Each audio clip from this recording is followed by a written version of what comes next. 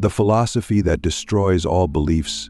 Nihilism explained, what if everything you've ever believed about life, love, morality, purpose, even your own identity was nothing more than a convenient illusion? Not a malicious one, not a lie told to control you, but an illusion crafted from fear, habit, and the human need to make sense of a universe that never promised to make any. That's what we're diving into today, and I promise you this might be the most uncomfortable thing you ever hear, but it might also be the most freeing. This is the philosophy that destroys all beliefs, Nihilism explained. Let's be honest. Most of us live as if meaning is real. We chase happiness. We believe in right and wrong. We fall in love. We plan for the future. We get angry when someone betrays us. We act as though there's a structure to all of this. But have you ever stopped to ask, where does this structure come from? Who decided it? And what if it's all just made up? Not by some corrupt institution or secret world order, but made up by us, by people, desperate for answers in a universe that offers only silence. Nihilism is the philosophy that confronts that silence. It doesn't try to talk over it with comforting stories or moral fairy tales. It listens deeply, and in that silence it hears the absence of inherent meaning. Nihilism isn't about destruction. It's not about being edgy or negative or giving up. It's about radical honesty. It asks, if nothing has inherent meaning, what will you do with that freedom? You see, we're raised inside of belief systems. It doesn't matter where you're from, every culture, every religion, every political ideology, they all feed you meaning like oxygen. And it's so constant you never even notice it. You believe it's wrong to steal, not because you got that from the universe, but because you were told. You believe your life has purpose, not because you discovered it under a microscope or in the stars, but because someone promised you that it would. And these promises are beautiful, comforting, and possibly false. Here's a hard question. If you stripped away every belief you've ever inherited, what would be left of you? Would you still exist? Would you still feel like a person? Or are you just a mirror reflecting other people's expectations and ideas? Now, don't misunderstand. Nihilism doesn't say nothing matters in a shallow teenage rebellion kind of way. It says nothing inherently matters. The difference is everything. Because when you realize that meaning isn't out there waiting to be found, you're finally free to create it. You become the artist, not the observer. You stop asking, what is the meaning of life? And start asking, what meaning can I give it? But before we get to that freedom, we have to walk through the void. We have to let go of the comforting beliefs that have been handed down to us like family heirlooms. Nihilism is the moment you realize the throne is empty, that no divine being is pulling the strings, that the universe doesn't care about your dreams or your heartbreaks or even your existence. It's cold, it's vast, it's silent, and it will go on long after you're gone. Click subscribe to this channel to get more profound insights. Sounds depressing, right? But here's the twist.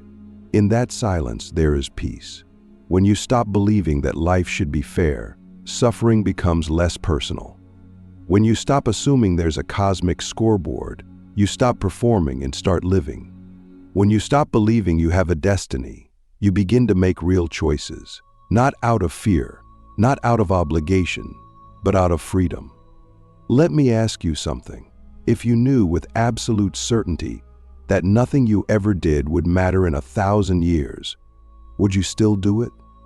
Would you still tell someone you love them? Would you still create something beautiful? Would you still try to be kind? And if your answer is yes, then maybe, just maybe, you found a meaning that doesn't need the universe's permission to exist. That's the paradox of nihilism. It destroys all inherited beliefs only to make room for authentic ones. It tears down the false walls of meaning so that you can build your own cathedral, one that's not based on fear or guilt or tradition, but on what truly resonates with you. But beware, that freedom comes with a terrifying responsibility. Because if there's no external meaning, there's no one to blame when things fall apart. You can't say God planned this or it's fate. You have to own your choices, all of them. That's the price of freedom. And not everyone is willing to pay it. So the question is, Are you? Are you willing to let go of the stories you've been told? Are you ready to stare into the void and not flinch? Are you brave enough to admit that everything you believe might be a comforting lie and still choose to live with courage, creativity, and love? Because that's what nihilism demands. Not despair, but defiance. Not apathy, but authenticity. It doesn't want you to give up. It wants you to wake up, and that's just the beginning. The lie of meaning, how humanity tricked itself into believing anything at all. Let's go deeper. If nihilism is the realization that nothing has inherent meaning, then we must ask, how did we ever come to believe that anything did? Why, across every civilization, across thousands of years, has humanity clung so desperately to the idea that life must mean something? The answer is both obvious and terrifying. We made it up. Not out of deception, but out of sheer necessity. Meaning was never discovered. It was constructed, piece by piece, by frightened, hopeful, brilliant humans who couldn't bear to live in a world that was silent, and so they gave it a voice. Think about it. The first humans looked up at the stars, saw patterns, and told stories. They saw lightning and imagined gods. They watched people die and couldn't accept that it was just over. So they invented realms beyond death, moral orders, cosmic justice. Meaning became a survival mechanism. It gave us purpose. It united tribes. It motivated societies. But just because something is useful doesn't mean it's true. We don't believe in a myth because it's real. We believe in it because we're afraid of what happens if we don't. And here's the dangerous part. We got so good at believing our own stories that we forgot they were stories. We began to treat them as reality. Religions turned metaphors into commandments. Nations built their identities on flags and hymns. People started killing each other over symbols. And all of it, every last bit, was floating on a foundation that doesn't exist. A foundation we willed into being because the alternative was too terrifying to face. But let's pause here. I'm not saying your beliefs are worthless. I'm not saying you're foolish for having them. What I'm saying is that you inherited them. You didn't choose them any more than you chose your language or your name. They were given to you like a costume before you even knew who you were. And the most radical act you can take in this life is to take off that costume and ask, what do I actually believe when no one is watching? Here's a question that might shake you. If you were born in a different country, raised in a different religion, taught a different morality, would you still believe what you believe now? If the answer is no, then what does that say about the truth of your beliefs? Is truth something that changes based on geography? Or is it something deeper? ID tricked itself into meaning because it had to. Because the world without it seemed too chaotic, too indifferent. But in doing so, we also inherited a prison, a psychological cage made of shoulds and musts and oughts. We began to measure our worth based on how well we fit into these belief systems. We began to fear judgment, guilt, shame. We began to suffer not from reality, but from the stories we told about it. This is where nihilism becomes not just a philosophy, but a liberation. It's the moment you realize you don't have to play the game anymore. You don't have to chase someone else's definition of success. You don't have to fear punishment from a deity you can't see. You don't have to pretend to care about things that don't resonate with you. You can, for the first time, breathe. But with that breath comes a new challenge. What now? If there's no script, what do you write? If there's no meaning handed to you, what do you create? This is where most people panic. They either run back to the comfort of old beliefs, or they fall into despair. But there's a third option, one that's harder, lonelier, but infinitely more authentic. You start building your own meaning brick by brick. Not because it's true with a capital T, but because it matters to you. And that's the secret. That's the truth no one tells you. Meaning doesn't live out there in the stars. It lives in your choices, in your relationships, in your art, in your effort, in the way you treat people when no one's looking. You don't need the universe to agree with you. You don't need divine validation. You just need to care. So let me ask you this. What would your life look like if you stopped pretending it had to fit someone else's mold? Who would you be if you stopped chasing meaning and started creating it? Because that's what nihilism gives you. Not despair, but the blank canvas of a life that's truly yours. The abyss is freedom. Why facing nothingness is the most empowering thing you'll ever do. Let's talk about the abyss. Not the poetic kind, not the metaphor used in literature to describe vague sadness, but the real abyss. The one you feel in your bones when you stare into the night sky and realize how small you are. The one that whispers to you in the silence between thoughts. The one that nihilism makes impossible to ignore.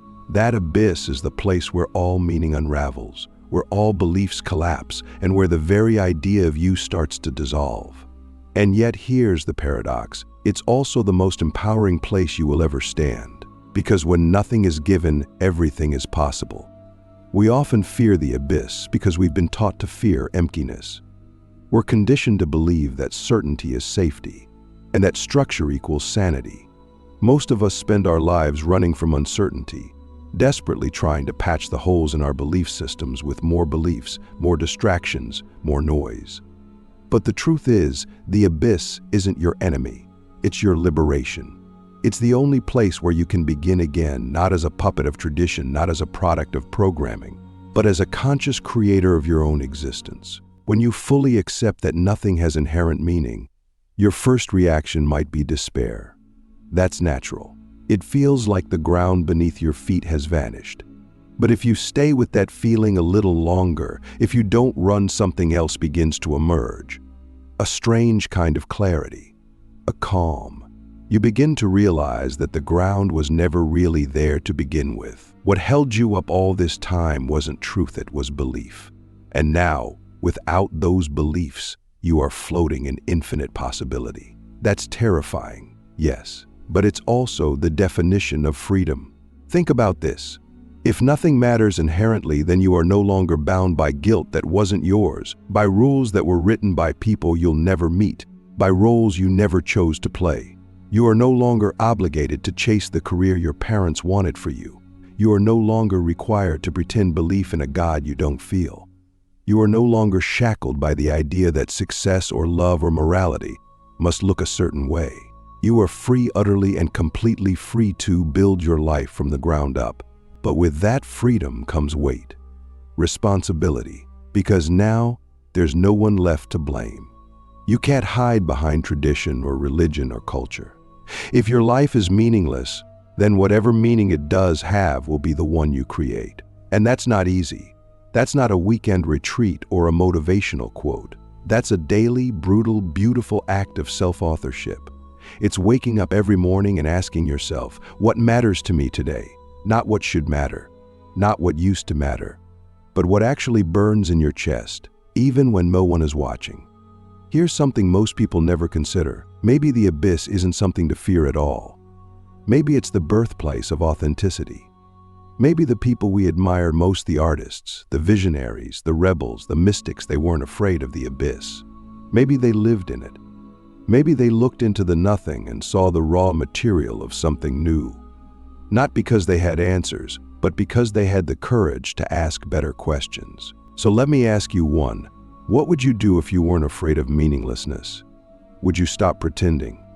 Would you finally start the project you've been avoiding? Would you leave the relationship that's killing your spirit? Would you say the thing you've been silencing? Would you try, not because you're guaranteed success, but because trying itself is a kind of meaning? The abyss is not a void to be filled. It's space to be inhabited. It's the silence before the music. It's the blank page before the story.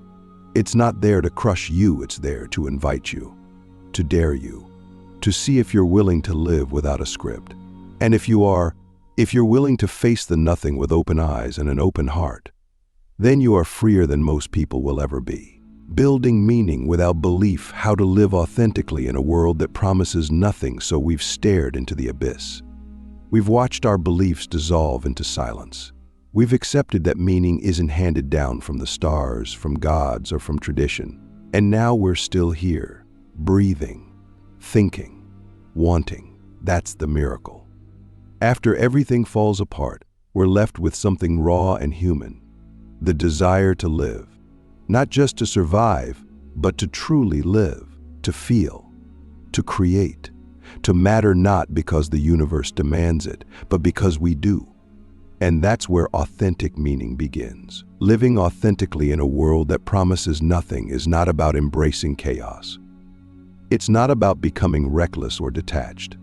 It's about radical alignment.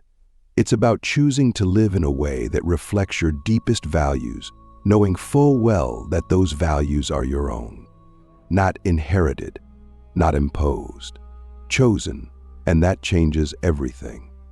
Because now you're not acting out of obligation, you're acting out of intention. Let's get practical. If there's no inherent meaning to work, love, art, or morality, what do? You start by asking yourself, what kind of life do I want to experience? Not what kind of life is correct or successful or holy, but what kind of life feels real to you. Maybe that means creating art no one will ever see. Maybe it means helping people without needing a reward. Maybe it means building a community, not because it's your duty, but because connection feels meaningful in a world that offers none by default. Here's the secret. Meaning doesn't need to be eternal to be real. A sunset only lasts a few minutes. A song ends, a kiss faves. But in those moments we feel alive, we feel present. And that's more valuable than any promise of permanence. Meaning is not about how long something lasts, it's about how deeply it resonates while it's here. When you stop chasing universal meaning, you start paying attention to situational meaning. The little things, the smile you gave a stranger, the effort you put into a meal, the silence you shared with someone who didn't need words. These don't need to be justified by a cosmic plan. They're enough. They're real. And in a meaningless universe, real is more precious than gold. But there's a trap here too. Some people hear you make your own meaning and think it means anything goes, that nothing matters, so why bother? But that's not nihilism, that's laziness disguised as philosophy. True nihilism doesn't free you from responsibility.